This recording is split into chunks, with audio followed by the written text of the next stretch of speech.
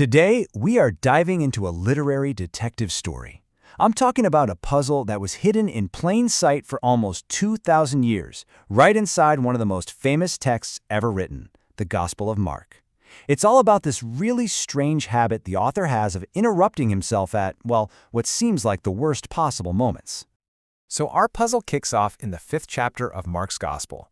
You've got this synagogue leader, Jairus, who comes to Jesus and he is absolutely desperate. His young daughter is on her deathbed.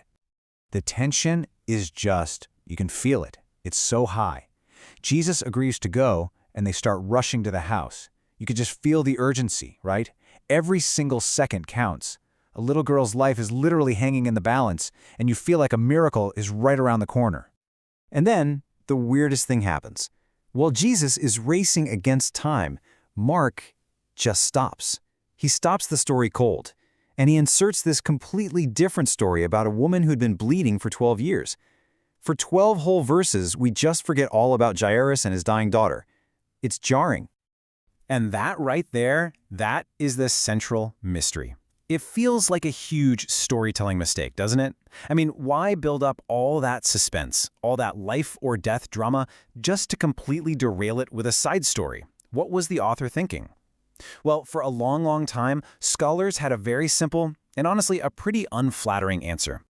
They basically concluded that the author of Mark's Gospel was, to put it bluntly, just not a very good writer. He was seen as more of a simple collector of stories, not some skilled literary artist. For most of the 20th century, this was pretty much the main view. You had these really influential scholars like Rudolf Bultmann, arguing that Mark was just kind of patching together bits and pieces of oral tradition, without much thought for how it all fit together. And some were even harsher. I mean, Etienne Tromé's take was just brutal. Mark was a clumsy writer who didn't even deserve to be mentioned in literary history. So, the case seemed closed. These interruptions weren't clever, they were just sloppy. But what if they were all wrong? What if the interruptions were the whole point? This is where it gets really interesting. In recent decades, a new theory has totally flipped that old consensus on its head. Scholars started noticing that this wasn't just a one-time thing. It was a pattern, a deliberate literary device they nicknamed the Markan sandwich. So what in the world is a Markian sandwich? Well, it's actually a simple but pretty brilliant technique. The author starts telling story A, then pauses it to tell a seemingly unrelated story B, and then comes right back to finish story A. Think of it like an actual sandwich. The two pieces of bread are the beginning and the end of that first story. And the filling?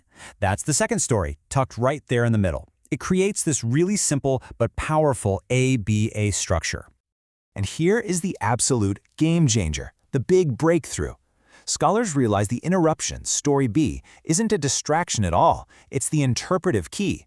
It's put there on purpose to shine a light on the story it's interrupting. The filling of the sandwich is what gives the whole thing its flavor. Okay, so how does this actually work in practice? Let's go back to our original puzzles and look at them now as these intentional literary sandwiches. All right, here's our first mystery, all laid out. You've got part A1. Jairus begs Jesus to save his daughter.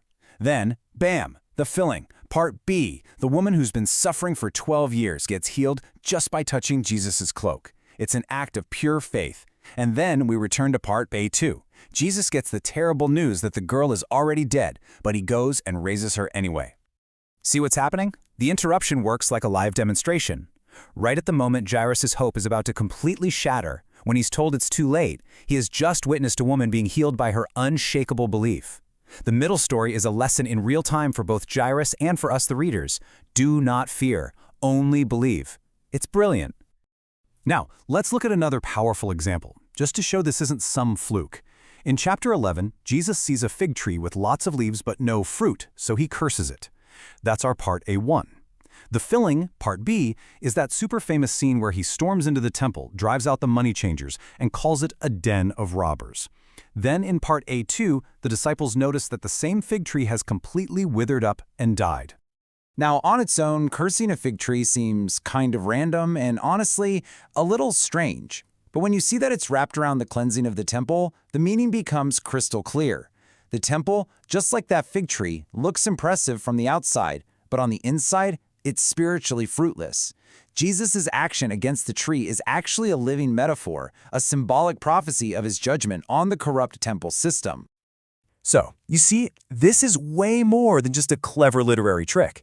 Discovering the Markian sandwich completely changes how we read this ancient text and how we see its author. And get this, we're not just talking about a couple of isolated examples. Scholars have now identified 9 distinct intentional sandwiches structured all throughout Mark's Gospel. This is a core piece of his storytelling DNA. The implications here are huge. First, it just throws that old clumsy writer theory right out the window. Mark wasn't a sloppy collector. He was a sophisticated literary artist. It shows us that the very structure of his stories, the way he arranges them, is part of the message. He's not just telling us things, he's showing us how different events connect and interpret each other, adding this incredible, hidden layer of depth to the whole narrative. The discovery of the Markan sandwich is just this powerful reminder that sometimes the most profound messages aren't just in what's being said, but in how it's being said. It really forces us to ask, doesn't it? What other secret structures, what other hidden meanings might be lying just beneath the surface of the stories we think we know so well?